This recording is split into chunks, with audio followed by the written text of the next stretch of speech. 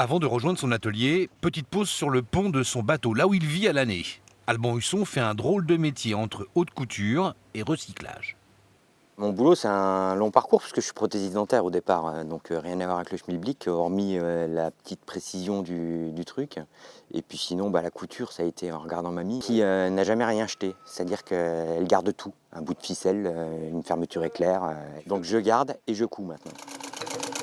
Artisan nautique, voilà ce qui pourrait le mieux le définir. Il crée à bord des bateaux tous les détails que l'industrie nautique n'a pas imaginés.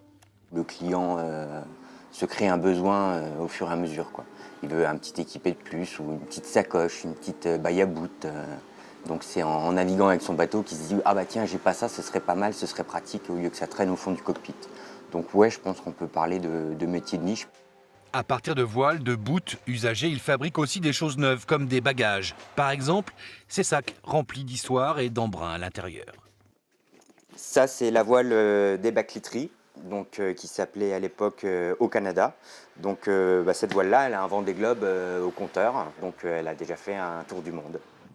Ça, c'est juste une petite partie du boulot. La plus importante du jour est consacrée à ce filet à matessage pour un voilier de course.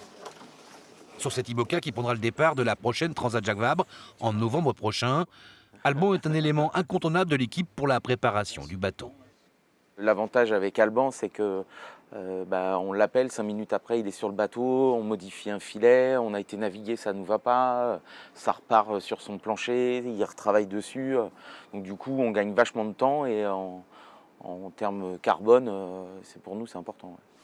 Autre corde à son arc, à terre cette fois, les voiles d'ombrage maritime. Les siennes s'arrachent comme des petits pains sur l'île de Ré, et pas que. Certaines atterrissent même du côté de Papeete, à Tahiti.